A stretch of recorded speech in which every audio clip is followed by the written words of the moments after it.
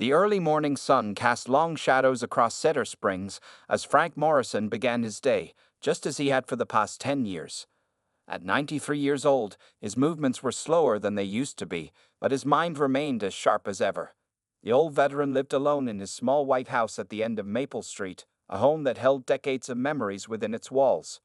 Every morning, Frank followed the same routine with military precision. He would wake up at exactly 6:30 a.m. when the first rays of sunlight peeked through his bedroom curtains. His weathered hands would reach for the silver photo frame on his bedside table, where his beloved wife Martha's smile greeted him. She had passed away 10 years ago, but Frank still whispered "Good morning, sweetheart" to her picture each day. In the bathroom, Frank carefully combed his thin white hair and put on his best casual clothes. He always wore a clean, pressed button-down shirt and khaki pants, even though he was just going to the local diner. A veteran should always look presentable, he would say to himself, remembering his military training from World War II. His small house was neat and organized, with everything in its proper place. Photos of his time in the Pacific Theater hung on the walls, alongside pictures of Martha and their life together. They never had children of their own, but their home had always been full of love.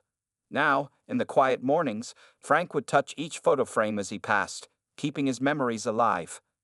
At precisely 7:15 a.m., Frank would put on his comfortable walking shoes and his old navy blue baseball cap with World War II veteran written in gold letters.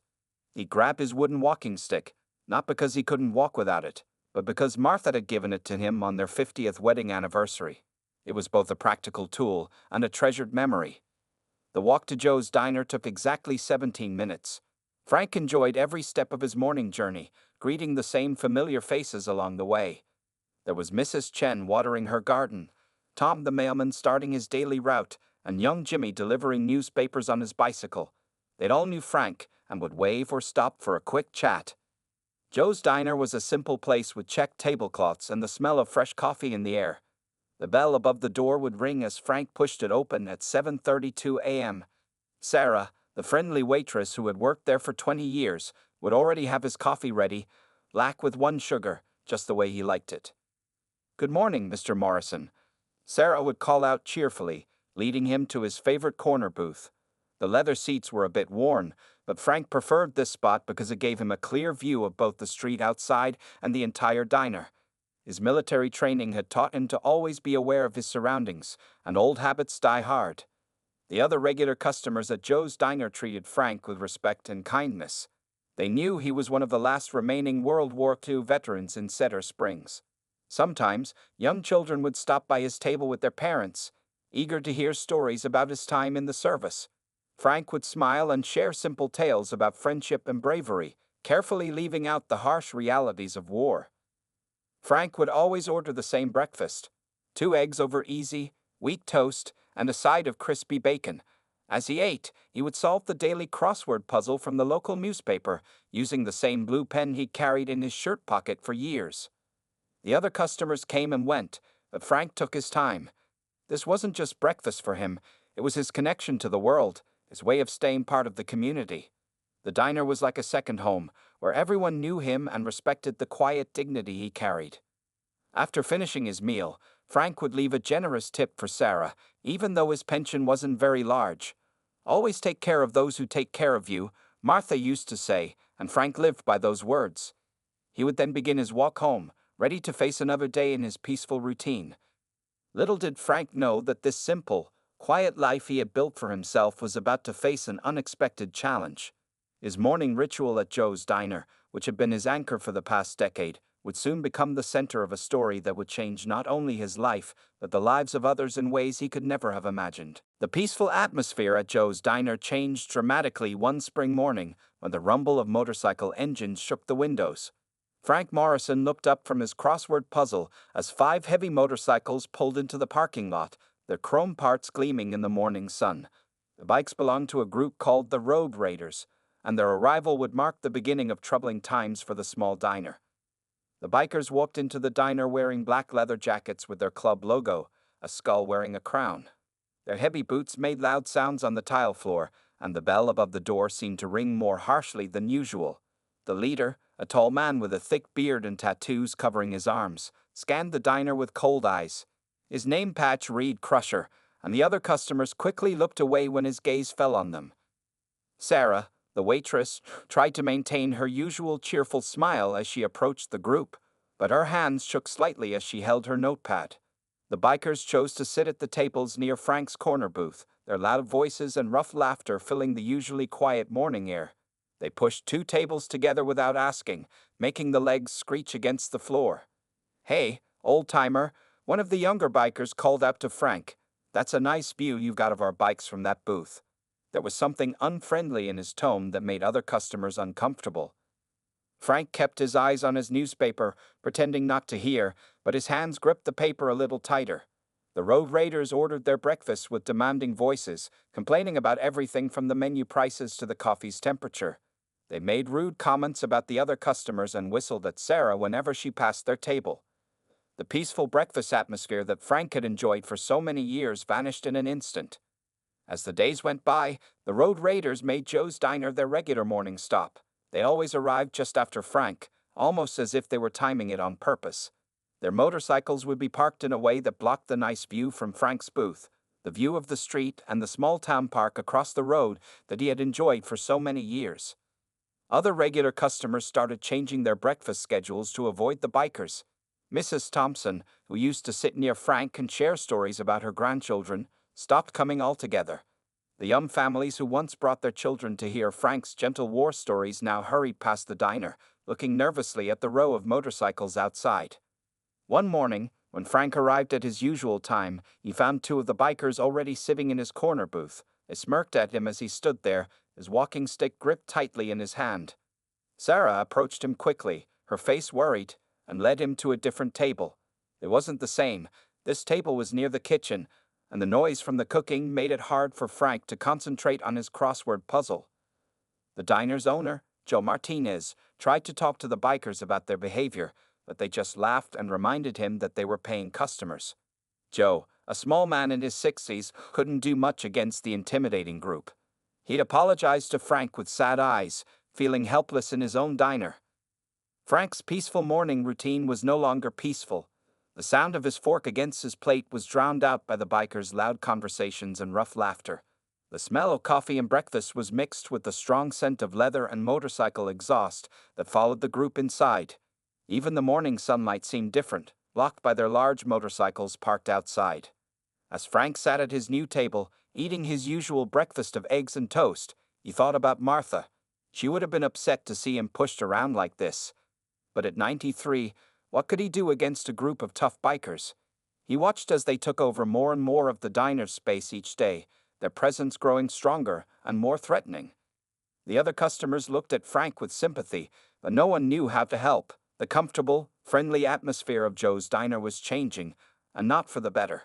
Little did anyone know that this was just the beginning of a situation that would test not only Frank's patience, but also his courage in ways he hadn't faced since his days in World War II. As weeks passed, the road raiders' behavior toward Frank Morrison grew worse with each passing day.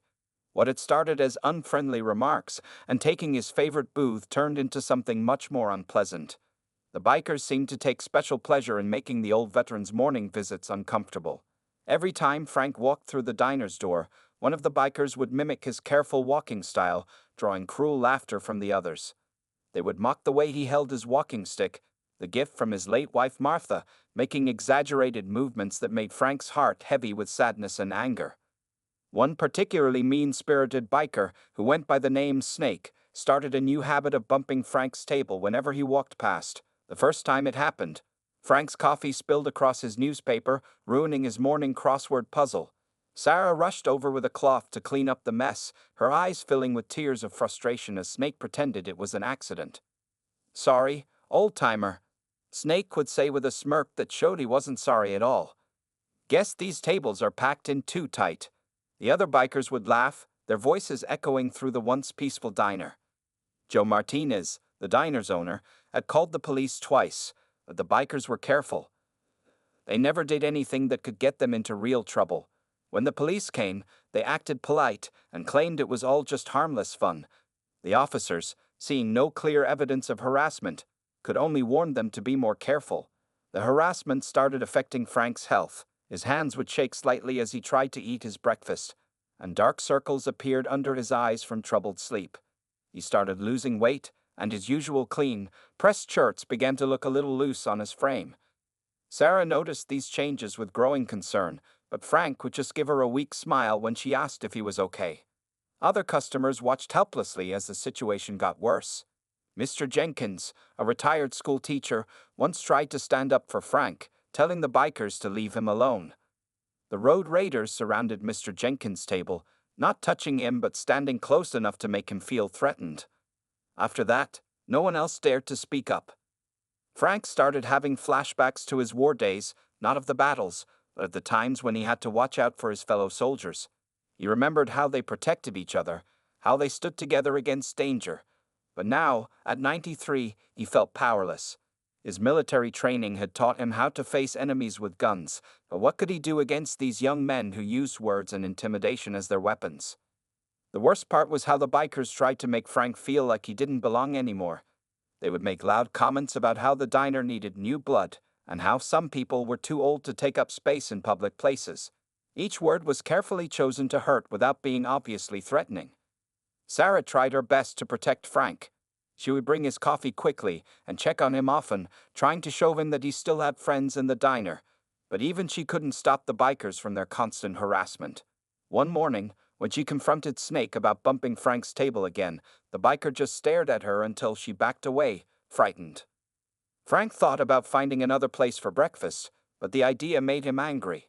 Joe's Diner had been his morning home for 10 years. Martha had loved this place too. They had shared so many happy mornings in that corner booth before she passed away. The thought of being driven away from these memories made something stir deep inside him.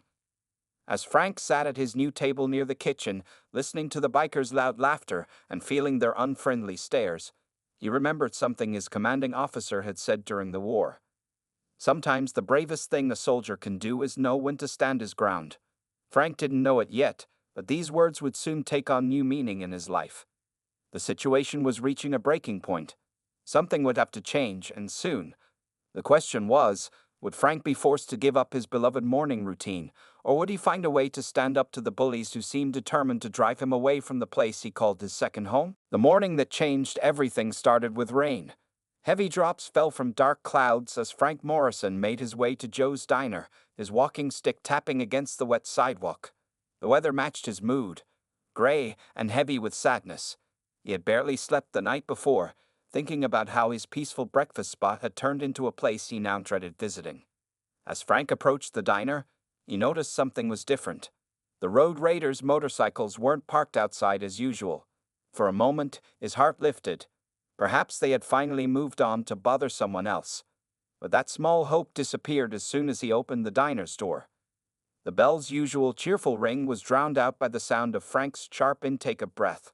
There, in his old corner booth, the one that had been his special place for 10 years, he saw what the bikers had done.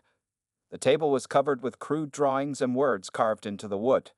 Someone had scratched "Go home, old man" across the surface, along with other unkind messages about his age and his veteran status. Sarah, who had arrived early to set up for the morning rush, rushed over to Frank. "Mr. Morrison," she said softly, touching his arm, "I just found it this morning. Joe's already called the police." But Frank barely heard her. His eyes were fixed on the damaged booth, the booth where he and Martha used to sit together, where he had spent countless mornings doing his crossword puzzles in peace. The sound of motorcycles growing louder outside announced the arrival of the road raiders. They walked in, shaking rain from their leather jackets, laughing and talking loudly as usual. Snake, who led the group that morning, stopped short when he saw Frank standing there, staring at their handiwork. For a brief moment, something like shame flickered across the biker's face, but it quickly disappeared behind his usual smirk. Frank stood very still, his walking stick gripped tightly in his weathered hands. As he looked at the ruined booth, something deep inside him began to change. Memories started flooding back, not just of peaceful mornings at the diner, but of his time in the Pacific during World War II. He remembered the young men in his unit, barely more than boys, who had looked to him for leadership during the darkest days of the war. He remembered one particular night on a small island when his unit was surrounded by enemy forces. They had been scared, but fear wasn't an option. They had to act, had to stand up, had to face what was coming. just like now. The diner had gone completely quiet. Everyone was watching, waiting to see what would happen next. The only sounds were the rain hitting the windows and the soft hum of the coffee machines. Even the road raiders had fallen silent, perhaps surprised by the strange stillness that had come over the old veteran. Frank's mind went to the photograph on his bedside table, Martha's smiling face that greeted him every morning. What would she say if she could see him now, letting these bullies drive him away from the place they had both loved? He thought about all the other customers who had stopped coming to the diner, about Sarah's trembling hands when she served the bikers, about Joe's helpless expression as he watched his beloved diner change. In that moment, standing there with rain dripping from his coat, Frank Morrison made a decision. He wasn't just a 93-year-old man anymore. He was once again the sergeant who had led men through war, the soldier who had earned a Silver Star for bravery, the veteran who had promised to stand up for what was right. His hands stopped shaking. His shoulders, which had been slouched in defeat these past weeks, straightened up. The fog of fear and uncertainty that had surrounded him lately cleared away, replaced by a clarity he hadn't felt in years. Frank knew what he had to do. Without saying a word, he turned to face the group of bikers. What happened next would surprise everyone in Joe's diner that rainy morning, most of all, the road raiders themselves. The old veteran was about to show them that true strength had nothing to do with leather jackets or loud motorcycles. Frank Morrison did something that morning that no one in Joe's diner expected. Instead of walking away from the vandalized booth, he walked straight toward the road raiders' table. His steps were steady, his back straight, and his eyes clear with purpose. The bikers watched him approach, their usual smirks fading into looks of confusion. Without asking permission, Frank pulled out an empty chair and sat down at their table. The move was so surprising that none of the bikers said a word. Even Snake, who was always ready with a cruel comment, remained silent. The old veteran placed his walking stick carefully against the table and looked each biker in the eye, one by one. "You boys think you know something about strength," Frank said, his voice calm and steady. "Let me tell you about real strength." He reached into his coat pocket and pulled out an old, worn photograph. The picture showed a group of young soldiers standing together, their uniforms dirty and their faces tired but proud. "This was my unit in the Pacific, 1944, Frank continued, laying the photo on the table. "The young man in the middle, the one with the bandaged arm, that's Tommy Martinez. He was 19 years old when he threw himself on a grenade to save 3 of his fellow soldiers." Frank's voice grew softer. He survived, but he never walked again. The bikers stared at the photograph, their usual tough expressions beginning to crack. Frank pointed to another soldier in the picture. "That's Johnny Chen. We were trapped behind enemy lines for 6 days. Johnny gave his last water to a wounded friend, almost died of thirst himself. He never complained, not once." As Frank spoke, Sarah quietly brought him a cup of coffee. Other customers in the diner had turned their chairs to listen. The rain continued to fall outside, but inside Joe's diner, time seemed to stand still as the old veteran shared his stories. "We weren't much older than you boys when we fought," Frank said, looking at the youngest biker. "We were scared, just like everyone else. But we learned that real strength isn't about intimidation or making others feel small. It's about standing up for what's right, even when you're terrified." Frank told them about nights in the jungle, where every sound could mean danger. He spoke about soldiers from different backgrounds becoming brothers, about men who sacrificed everything for their friends. His words painted pictures of both horror and hope, of deep friendship forged in the hardest circumstances. "The men I served with," Frank continued, his voice growing stronger, "they fought for a country where people could live free from fear. They died so places like this diner could exist. Places where people could come together in peace, share a meal, feel safe." The leader of the road raiders, who everyone called Crusher, had been unusually quiet. His eyes hadn't left the old photograph since Frank placed it on the table. Something in his expression had changed. The hardness in his face had softened, replaced by what looked like shame. Frank reached across the table and tapped the photograph with one weathered finger. "Every morning, when I sit in that booth you vandalized, I remember these men. Some never made it home. Others, like Tommy, came home changed forever. But all of them believed in something bigger than themselves." The diner remained silent as Frank slowly stood up. He picked up his walking stick and the photograph, tucking the picture carefully back into his coat pocket. Before turning away, he looked at the bikers one last time. You boys have the right to come here, to live as you choose. Men like these in the photograph made sure of that. But with that right comes responsibility, to be better than what you've been showing, to honor the sacrifices that were made for your freedom. As Frank turned to walk away, he noticed something he hadn't seen before. There were tears in Crusher's eyes, and the big man's hands were trembling slightly as he stared down at the table where the photograph had been. The old veteran had reached these men in a way that no amount of police warnings or angry words could have done. Frank didn't know it yet, but his quiet act of courage that rainy morning would change not just his life, but the lives of everyone in that diner, especially the road raiders themselves. The rain had stopped by the time Frank finished speaking, but no one in Joe's diner moved from their spots. The silence that filled the room was different now, not the fearful quiet of recent weeks, but something deeper, more meaningful. It was Crusher, the road raiders' leader, who finally broke that silence in a way that surprised everyone. "Wait," Crusher said, his voice unusually soft. He stood up quickly, nearly knocking over his coffee cup. "Mr. Morrison, that unit you mentioned, was it the 255th Infantry Division, Charlie Company?" His tough guy image seemed to crack as he spoke, revealing something vulnerable underneath.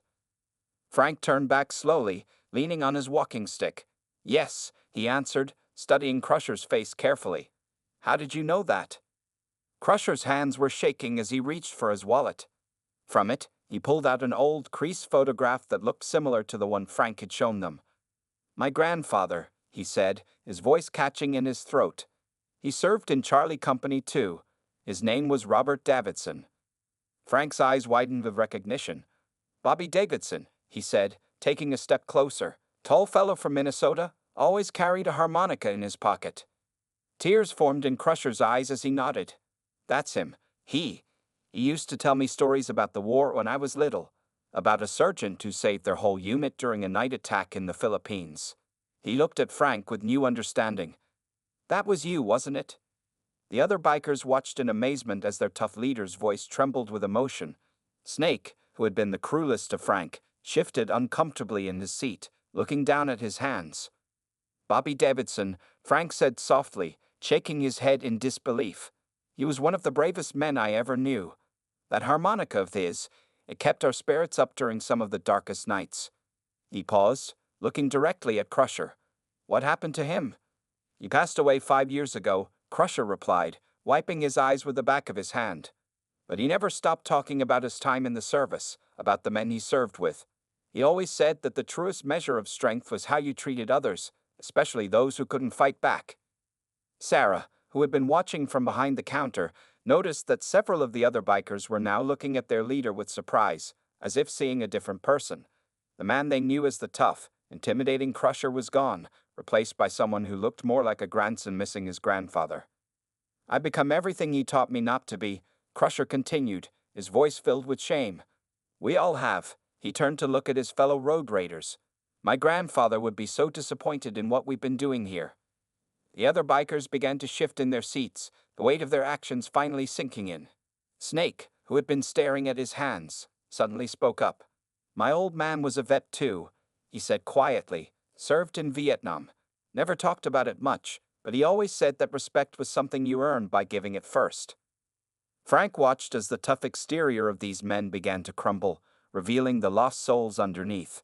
He thought about how life sometimes worked in mysterious ways, how the grandson of one of his old war buddies had somehow found his way back to him, even if it had started in such an unpleasant way.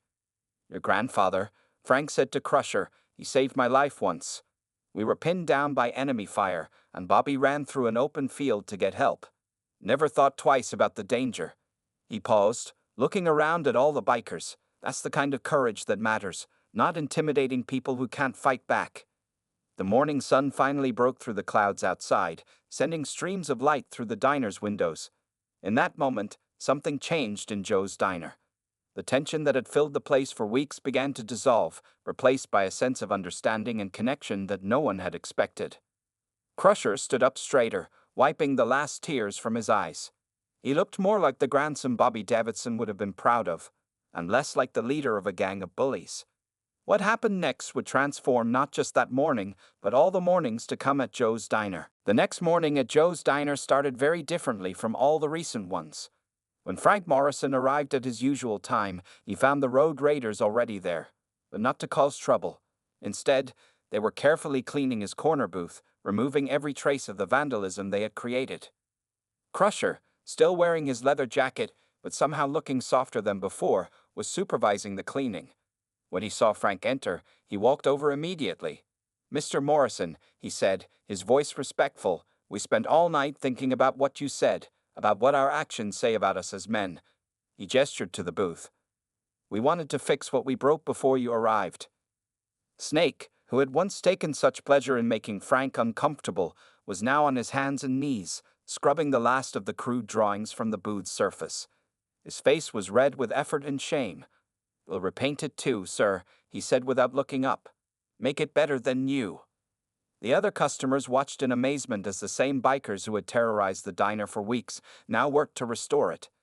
Some of them had brought tools and paint, while others were helping Sarah clean the windows and organize the dining room. The change in their behavior was so dramatic that several regular customers who had stopped coming to the diner stood outside, peering through the windows in disbelief. As Frank sat at the counter waiting for his booth to be finished, Crusher pulled up a chair next to him. "There's something else you should know, Mr. Morrison," he said, reaching into his jacket. He pulled out an old, worn piece of paper. "After you left yesterday, I called my mom, told her about meeting you. She sent me this." The paper turned out to be a yellowed newspaper clipping from 1945. The headline read, "Local Soldier Awarded Silver Star for Heroic Action." There was a photograph of a much younger Frank Morrison receiving his medal. The article described how Sergeant Morrison had led a dangerous rescue mission, saving 12 men from his unit who were trapped behind enemy lines. "My grandfather was one of those 12 men," Crusher said softly. "I never knew the whole story until now. Mom says he used to tell her that he got to see his children grow up because of you." His voice cracked slightly. "Which means I exist because of what you did that day." The other road raiders gathered around as Crusher spoke, their faces showing a mix of respect and regret. One of them, a younger biker named Tommy, spoke up. "We've been doing it all wrong," he said. "We thought being tough meant making others feel weak. But real toughness is what Mr. Morrison showed us, standing up for others, even when you're scared." Sarah watched from behind the counter with tears in her eyes as the transformation unfolded. Joe Martinez, the diner's owner, stood beside her, nodding in approval as he watched the bikers work. The morning sunlight streamed through the freshly cleaned windows, making the whole place seem brighter. When the booth was finally clean, Snake stepped back to let Frank inspect their work. "We'd be honored," he said, looking at the ground, "if you'd let us buy you breakfast this morning, sir. And maybe you could tell us more about your time in the service, about the men you served with." Frank looked at the booth, his special place that now seemed even more special. Then he looked at the group of bikers, seeing not the tough exteriors they showed the world, but the lost souls underneath who were trying to find their way back to something better. "Well," Frank said with a small smile, "it's a long story. We might need more than one breakfast to tell it properly." The road raiders pulled up chairs around Frank's booth, listening intently as he began sharing more stories about their grandfather's generation. Tales of bravery, sacrifice, and the true meaning of strength. Other customers, seeing the change in the bikers, began returning to their usual tables. The sound of friendly conversation and laughter filled the diner once again. Outside, the road raiders' motorcycles were parked differently now, not blocking the view, but arranged neatly to one side. And on each bike's leather saddlebag, a small American flag had been carefully attached, fluttering in the morning breeze. In the weeks that followed, Joe's diner became a very different place from what it had been. The road raiders still came every morning, but now they were there as protectors rather than troublemakers. They had made Frank's corner booth their official meeting spot, turning it into a place of honor where veterans from all generations could share their stories. Each morning, 2 of the bikers would wait outside Frank's house to escort him to the diner. Crusher had insisted on this after learning that Frank sometimes struggled with the walk during bad weather. "It's the least we can do," he had said, and the other raiders had quickly volunteered for what they called morning guard duty. The change in the bikers went far beyond their behavior at the diner. Snake, who had once been the cruelest to Frank, now spent his weekends helping veteran organizations. He had discovered that his skills as a mechanic could be useful in repairing wheelchairs and mobility equipment for disabled veterans. The tough biker often had tears in his eyes when he talked about the veterans he helped, finally understanding what real strength meant. Crusher had taken things even further. He had started a program called Riders for Veterans, where the road raiders would escort elderly veterans to their medical appointments or help with home repairs. The leather jackets they wore now had a new patch alongside their old skull logo, a small American flag with the words "Honoring Our Heroes" beneath it. Frank's influence had spread to the younger generation as well. Local school teachers began bringing their students to the diner to hear veterans share their experiences. The corner booth became a classroom of sorts, where young people could learn about history from those who had lived it. The road raiders would sit respectfully during these sessions, their presence ensuring that every story was heard with the respect it deserved. Sarah, the waitress who had once trembled at the sight of the bikers, now kept a special pot of coffee just for what she called her veteran gatherings. She had learned each veteran's preference. Frank's black with 1 sugar, Crusher's with cream, Snake's extra hot, and she served them with a smile that showed how much things had changed. One morning, exactly 3 months after the day Frank had shown his old war photograph, something special happened. The road raiders arrived early, looking unusually formal despite their leather jackets. They had arranged a surprise ceremony at the diner. The local newspaper was there, along with several military officials and many members of the community. Crusher stood up and called for everyone's attention. 3 months ago, he said, his voice strong with emotion, a brave man taught us what real courage looks like. He showed us that true strength isn't about intimidation. It's about standing up for what's right and helping others. He turned to Frank. Mr. Morrison, the road raiders would like to make you an honorary member of our group. They presented Frank with his own leather vest, sized perfectly for him to wear over his usual button-down shirts. On the back was a special patch that reads Silver Star Sergeant, Original Road Guardian. Frank's eyes filled with tears as Crusher helped him put it on, and the entire diner erupted in applause. But the surprises weren't over. Joe Martinez stepped forward next, unveiling a new plaque that would hang permanently in the diner. It read, "This booth is dedicated to all veterans, past and present, who remind us daily of the true meaning of courage." Inspired by Frank Morrison, who taught us that it's never too late to stand up for what's right. The old corner booth had become more than just a favorite breakfast spot. It was now a symbol of how one person's courage could change many lives. Every morning, Frank would sit there, surrounded by friends both old and new, sharing stories and wisdom with anyone who wanted to listen. The road raiders had found their true calling as protectors rather than intimidators. They had learned that the toughest thing a person can do is admit their mistakes and work to make things right. And Frank, at 93 years old, had shown that one person standing up for what's right could create ripples that would change an entire community. As Frank sat in his booth that morning, wearing his new vest and surrounded by people who now felt like family, he looked up at Martha's picture on the wall. Joe had hung it there as part of the memorial. He could almost see her smiling, proud of the change he had helped create, proud of the legacy he would leave behind at Joe's diner.